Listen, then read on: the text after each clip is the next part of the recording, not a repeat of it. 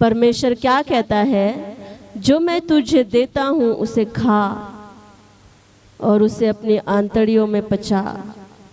बहुत ज़रूरी है कि इस वचन को आप बहुत ध्यान से सुने।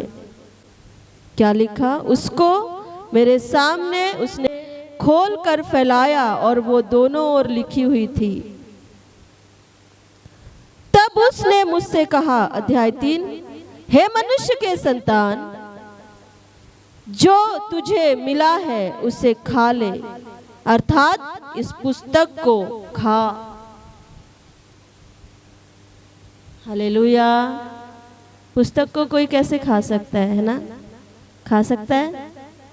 मैं आपके सामने ये रख दूं, आप खाओगे इसको? खाने का मतलब इसमें जो है उसको अपने अंदर लेना है।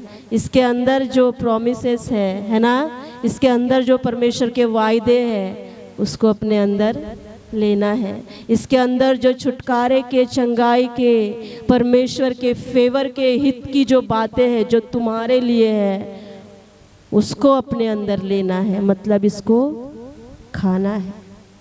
Hallelujah, hallelujah. इसमें जो कुछ लिखा है वो अपने अंदर ले लेना है, ग्रहण कर लेना है। अर्थात इस पुस्तक को खा, तब जाकर इज़राइल के घराने से बातें कर। इसलिए मैंने मुंह खोला और उसने वह पुस्तक मुझे खिला दी। हालेलुया। मैंने मुंह खोला और उस दूत ने वो पुस्तक मुझे खिला दी। प्रभु का दास उन दर्शनों में ये सारी चीज़ों को देख रहा है और कहता है कि मैंने एक दर्शन को पाया। हम भी कई दर्शनों को पाते हैं, है ना? Hallelujah, hallelujah. कई बार हम परमेश्वर के स्वर्गदूतों को देखते हैं।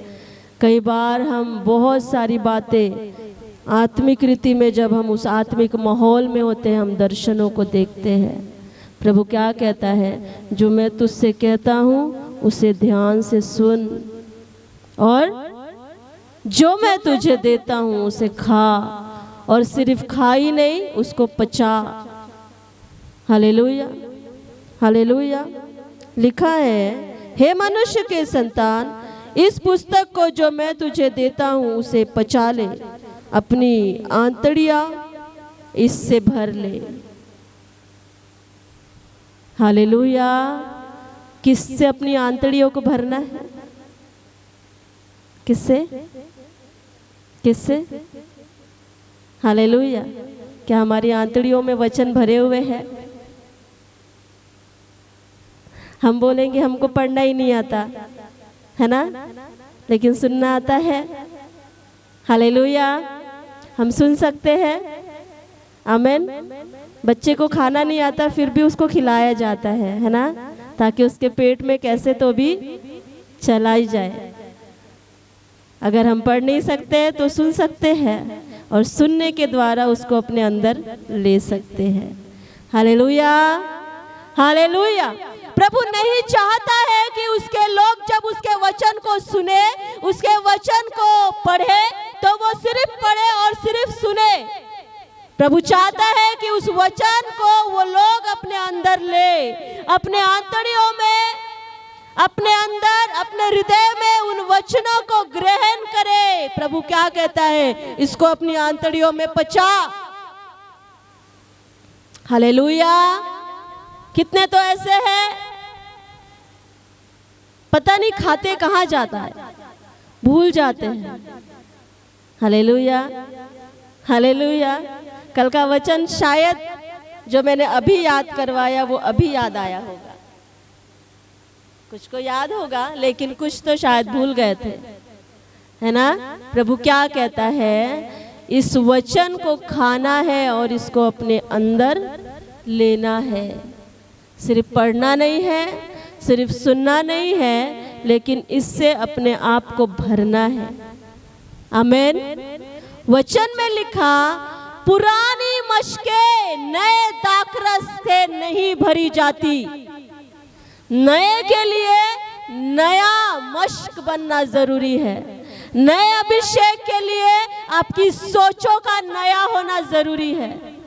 नई सामर्थ्य से भरने के लिए आपको नई तैयारी के साथ प्रभु की उपस्थिति में आना जरूरी है। कल हमने क्या सुना था कि नया प्रभु ने जो हमारे लिए रखा है, हमें तैयार होना है उसके लिए, है ना? याद है आपको कि प्रभु नए से हमें भरे, नए अभिषेक से, नई सामर्थ्य से, नई उपस्थिति से, नए वरदानों से, नई अग्नि से, नई बुद्धि से, नई समझ से प्रभु अपने लोगों को भरे। हालेलुया। आप लोग समझ रहे हैं प्रभु क्या कहता है? उसने अपने दास को उस पुस्तक को दिया और कहता है इसे खा और इसे पचा। कितने हम पचाते हैं, है ना? कईयों को डाइजेशन का प्रॉब्लम होता है, खाते हैं लेकिन उनको हजम नहीं होता, है ना? प्रॉब्लम कुछ ना कुछ। लेकिन वचन के विषय में ऐसा नहीं है। आप जितना वचन खाओगे आपको साइड इफेक्ट नहीं होगा। हालेलुया। आपको लूज मोशन भी, आपका पेट खराब, हालेलुया हालेलुया, आपको डाइजेशन की प्रॉब्लम नहीं होगी। लेकिन ज़रूरी है कि हम उस वचन को हम खाएं और उसे पचाएं। और जब हम खाने को पचाते हैं तब हम हष्ट-पुष्ट होते हैं, है ना? खाना कैसे हम चाहते चबा चबा कर खाना चाहिए, है ना? ताकि वो अच्छे से हजम हो। वैसे ही प्रभु का वचन भी है, उसको मनन करते हुए उसको अपनी अंतड़ियों में भरना है, अपने अंदर उसी को, अपने माइंड में उसी को घुमाना है कि प्रभु का वचन जो मेरे लिए है, मुझे नई मश्क बनना है। हालेलुया। प्रभु कहता है इसको खाना है, इस वचन को अपने अंदर रखना है और इसको पचाना है और इसके अनुसार हष्ट पुष्ट होना है, इस वचन के अनुसार बुद्धिमान होना है।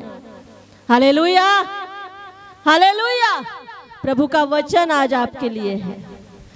कितने लोग चाहते हैं कि उसका वचन आपके अंदर भरा जाए, है ना? वो मशकों में भरने की बात करता है, उस दाखरस को। हालेलुया। कहता है अगर पुरानी मशकें हो और नया दाखरस उसमें उंडेला जाए तो मशकें फट जाएगी, है ना? हालेलुया। तो प्रभु चाहता है कि उसके लोग नए अभिषेक से और नए उपस्थिति से और नए दाखरस से और नए तेल से, नई सामर्थ्य से उसके लोग भरे जाए। आमीन आमीन।